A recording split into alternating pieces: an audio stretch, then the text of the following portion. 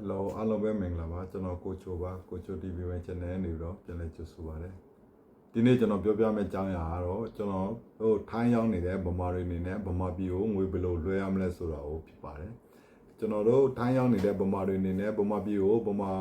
ထိုင်းမှာဗတ်ပေးပြီးလို့ရှိရင်ဗမာမှာကျန်းငွေယူဖို့အတွက်ငွေလွှဲတဲ့ကိစ္စမှာကျွန်တော်တို့ Hondi ကိုအများဆုံးသုံးပါတယ်ကျန်တဲ့နီလန်းတွေကကြတော့ကျွန်တော်တို့ bank တွေကနေတစ်စစ်လွှဲလို့ရတဲ့နည်းရှိပါတယ်ဥပမာထိုင်းဘဏ်ဖြစ်တဲ့ကာစီကွန်ဘဏ်တို့ကျွန်တော်တို့ကုန်းထိုင်းဘဏ်တို့အနေနဲ့ဗမာနိုင်ငံမှာရှိတဲ့ကမ်ဘောဇာဘဏ်တို့ဘာတို့ကိုလွှဲလို့ရပါတယ်ဒါပေမဲ့အဲ့တော့လွှဲမယ်ဆိုလို့ရှိရင်သူတို့ရဲ့ဝန်ဆောင်ခကျင်းတို့ကမြင့်ပြီးတော့ငွေလွှဲစင်းရလဲဈေးနှုန်းကလည်းအပြည့်ပေါက်ဈေးတဲ့ကွာဟမှုတွေရှိတဲ့အခါကျတော့ဘယ်သူမှအဲ့ဒီနီလန်းကိုသုံးပြတာသိမရှိပါဘူးခင်ဗျာ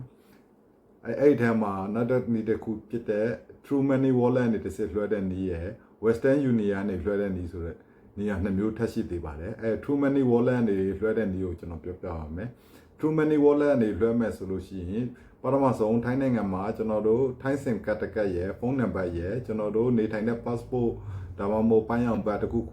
အထောက်အထားတစ်ခုနဲ့ပေါင်းပြီးလို့ရှိရင်အဲ့ဒီ Play Store နေပြီးတော့ True Money Wallet ဆိုတဲ့ wallet ကို download ဆွဲပြီးတော့ကျွန်တော်တို့ register လုပ်ရမှာဖြစ်ပါတယ်တကယ်လို့မိတ်ဆွေအနေနဲ့အဲ့ register လုပ်တဲ့ကိစ္စကိုခက်ခဲမဲ့ဆိုလို့ရှိရင်ကျွန်တော်တို့ True Money ဆိုင်ခွဲတစ်ခုတွားပြီးတော့ register သွားလုပ်ခိုင်းလို့လည်းရပါတယ်အဲ့ register လုပ်ပြီးလို့ရှိရင်အဲ့ဒီထဲမှာ setting ထဲကနေပြီးတော့ကျွန်တော်တို့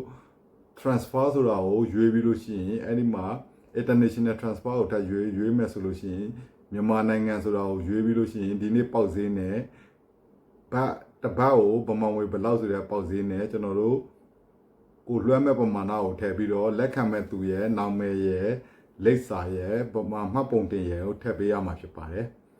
အဲ့လိုမျိုးထည့်ပြီးတော့လွှဲမဲ့ဆိုလို့ရှိရင်ထိုင်းဖက်ကနေပြီးတော့ကျွန်တော်တို့ application တွေကိုပတ်စံ top up ဘယ်လိုလုပ်အောင်လဲဆိုရင်ကျွန်တော်တို့7 level မှာတွားပြီးတော့ဒီ True Money Wallet တွေကိုပတ်စံထည့်လို့ရပါတယ်နောက်တနည်းကကြတော့ကျွန်တော်တို့ဖုန်းထဲမှာရှိတဲ့ K+ တို့ဘန်ကောက်ဘဏ်တို့ထိုင်းဘဏ်တစ်ခုကနေပြီးတော့ကျွန်တော်တို့ True Money Wallet ထဲကိုငွေဖြည့်လို့ရပါတယ်အဲ့ဒီဖြည့်ထားတဲ့ငွေနဲ့အစား True Money Wallet ထဲမှာရှိတဲ့ကျွန်တော်တို့ application တွေကိုငွေဖြည့်ပြီးလို့ရှိရင်ဗမာနိုင်ငံမှာငွေလက်ခံမဲ့လူရဲ့လူနာမည်ရဲ့မှတ်ပုံတင်နံပါတ်ရဲ့လိပ်စာရဲ့ကိုထည့်ပြီးလို့ရှိရင်ကိုလွှဲမဲ့ပမာဏကိုရိုက်ထည့်ပြီးလို့ရှိရင် transfer လုပ်လဲရပဲဖြစ်ပါတယ်အဲ့ဒီချိန်မှာ transfer လုပ်လိုက်ဆိုလို့ရှိရင်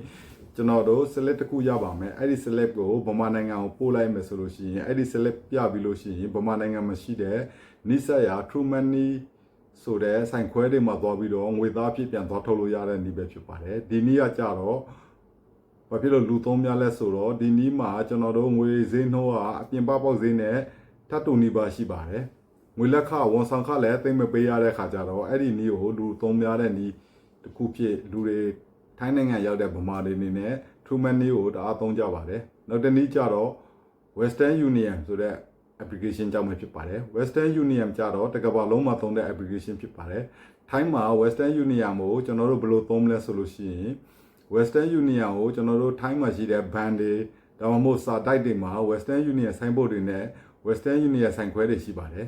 သူ့ကိုလည်းကျွန်တော်တို့ဆိုင်ခွဲနေတစ်စစ်လွှဲလို့ရတယ်လို့မျိုး application တွေလည်းလွှဲလို့ရပါတယ်အဲ့ဒီ Western Union ဆိုင်ခွဲနေလွှဲမယ်ဆိုလို့ရှိရင်ကို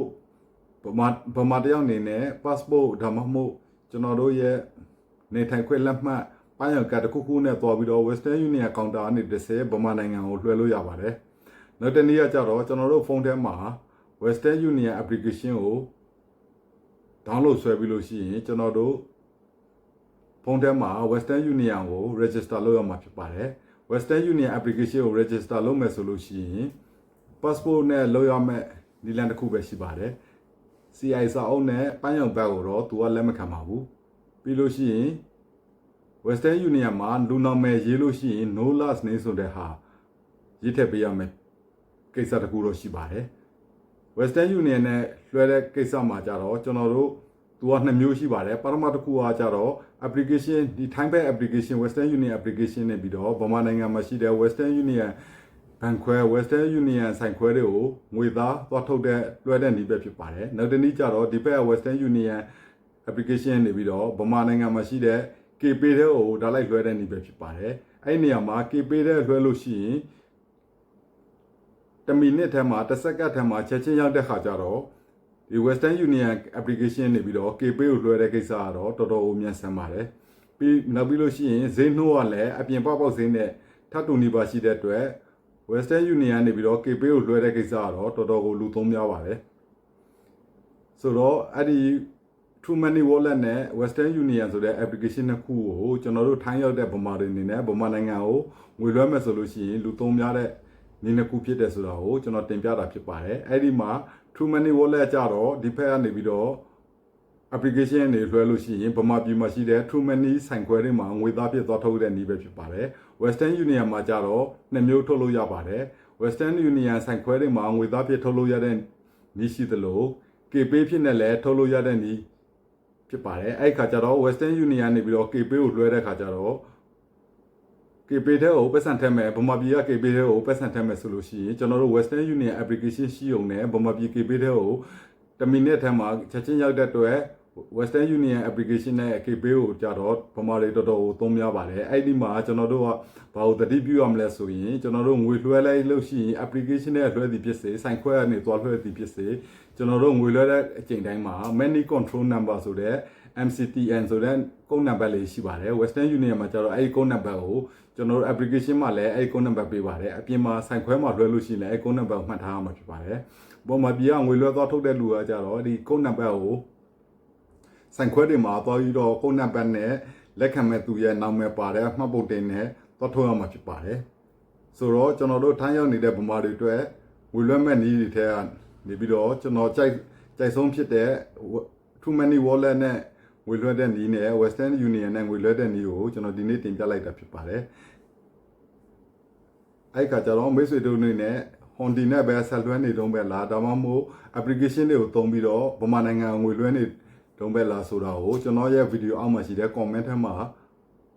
ရေးပေးထားခဲ့လို့ရပါတယ်ကျွန်တော်ဗီဒီယိုကိုဆုံးထိကြည့်ပေးတဲ့အတွက်လည်းအားလုံးကိုကျေးဇူးတင်ပါတယ်ခင်ဗျာ